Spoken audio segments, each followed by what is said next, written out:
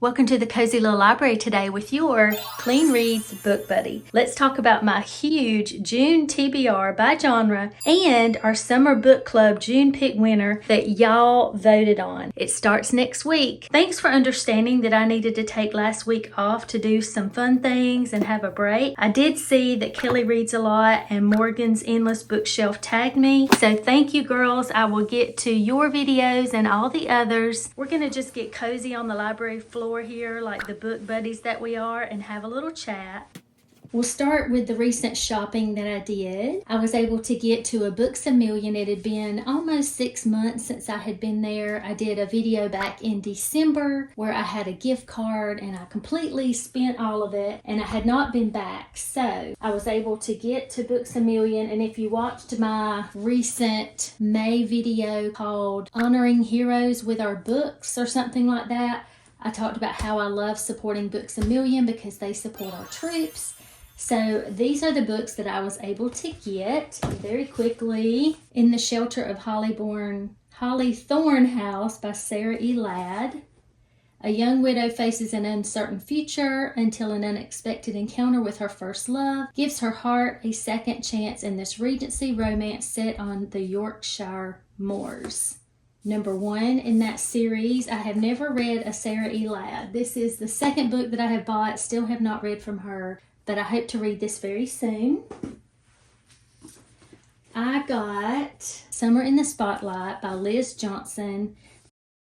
This is the Prince Edward Island Shores series. I think this is book number 2, and I will not read the back because I don't want any spoilers for myself or for you, but I'm excited to read this summer, I hope. Hopefully this month, but we'll see. Then I got A Winter by the Sea by Julie Clausen. This is number 2 in a series that I haven't started yet.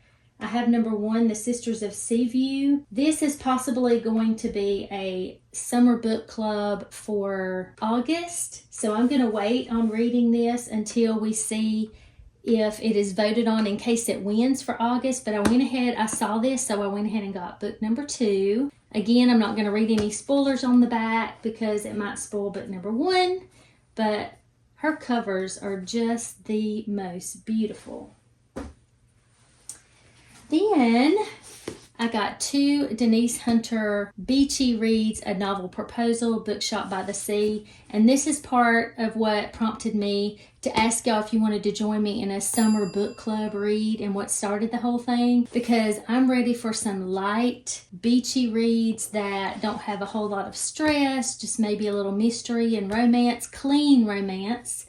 And then after I got these, I got this book, Love Overboard, which is a new release by Shannon Sue Dunlap. And then I gave y'all these 3 options to vote on. Y'all were so sweet to do so. It came down to these 2 being a tie. And then I had to do a drawing if you saw my YouTube short, and this is the one that won. So a little bit more about this in the description. I will put a link to the Goodreads group that I've created so that we can chat about this as we start reading this next week. There's still time to join in, even if you didn't vote on it. Just get your copy. All that I see that's available is a physical paperback and the Kindle version. I don't see an audio available at all, but I have been told by a booktuber friend that she found it available on her Libby app and on the Hoopla app. It wasn't available on mine, so that's why I got the paperback.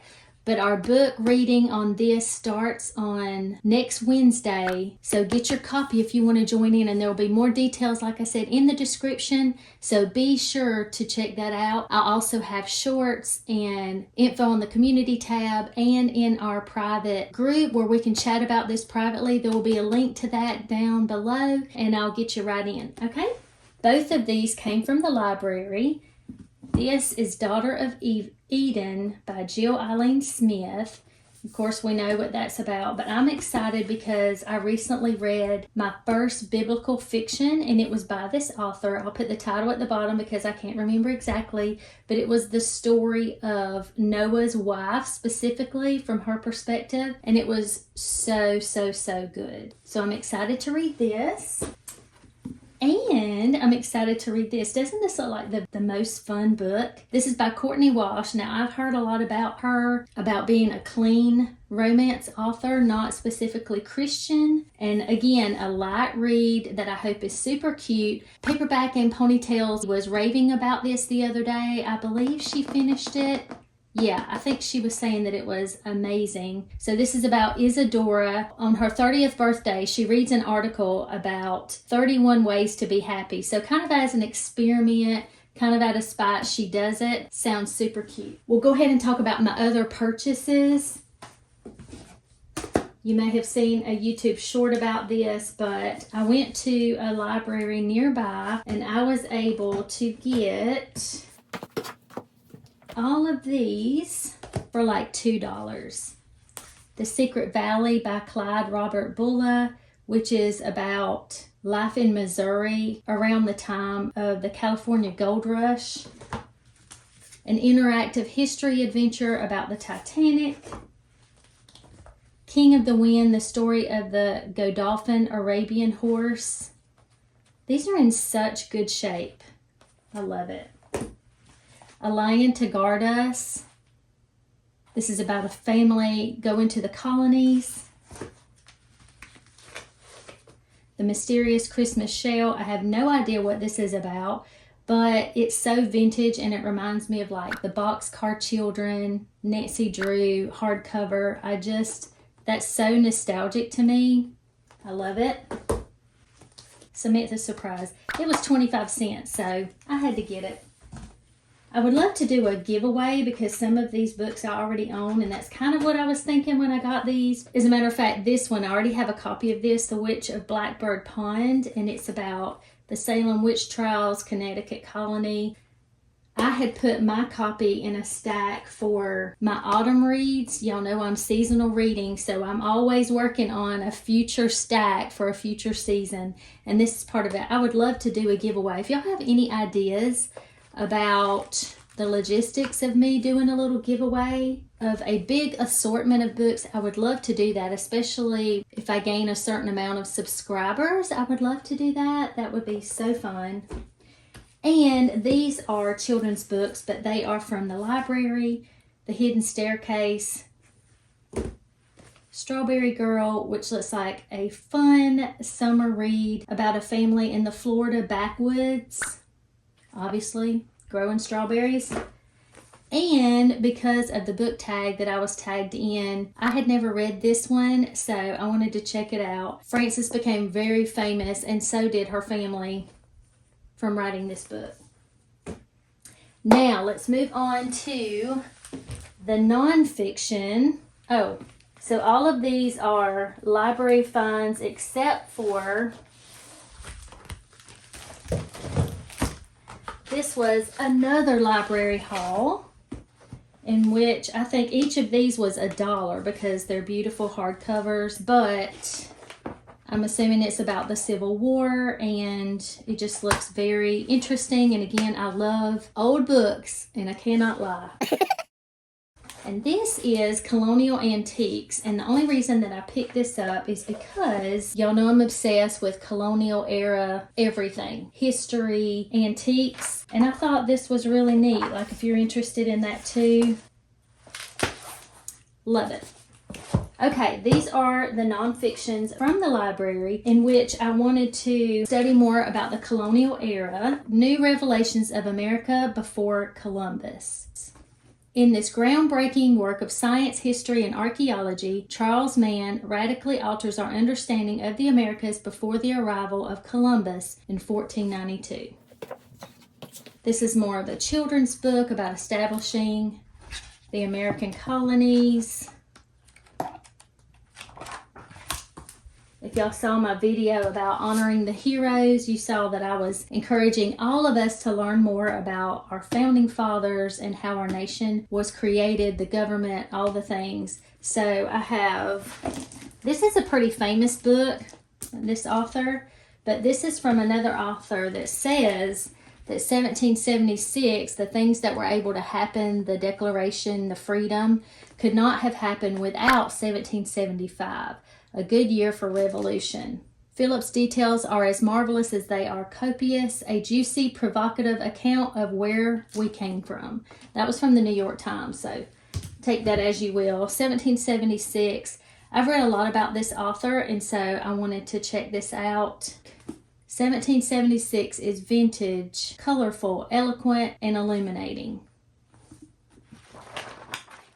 So if these are good ones, I would love to own these just to have in my colonial library here.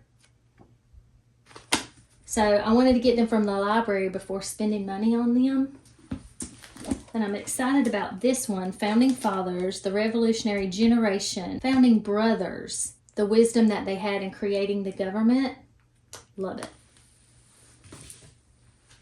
Then we have The American Colonies, The Settling of North America by Alan Taylor. Full of surprising revelations, this superb book is history at its best. This is a little chunky. Very few photos, but I'm going to check this out as well and see. And then this one, I really got this particular book by mistake. I was ordering a book called The American Spirit by this author, and I guess I wasn't paying attention because this one came. I wanted to show it to y'all because this would be a great book if you are interested in a quick overview for yourself of American history, or you're teaching American history. There's a small summary of each era of America. And these paintings are absolutely incredible. So what's neat is I've already actually read through this. I couldn't wait. The photos are just, I mean, look at that. It goes chronologically. Look. You know I love that so much. Look at the details of this artist.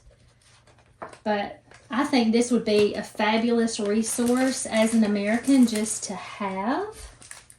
And especially if you are teaching school. Just beautiful. It's very heavy, so it's hard for me to hold with one hand. Look at that. Isn't that just incredible? Let's see one of the last pages. Yeah. So I highly recommend this. I thought it was just fabulous. And last but not least, Becoming Mrs. Lewis. So if you know that I'm obsessed with C.S. Lewis, and he is one that I want to read every bit of his work. This, of course, is not written by him, but it is about his wife and their love story. So, of course, I'm interested in that as well. And you've probably heard about this book, but it's a little bit thicker than I thought it would be. But this is kind of large print. So it says, Patty Callahan seems to have found the story she was born to tell in this tale of unlikely friendship turned true love. Very, very excited about this. If you have read this, give me your thoughts on it. And that's all, y'all. What do you think about my ridiculously huge TBR, the Summer Book Club? Tell me what you would like to read of this stack in the comments. Can't wait to hear from you, and get ready for our book club next week. Until next time.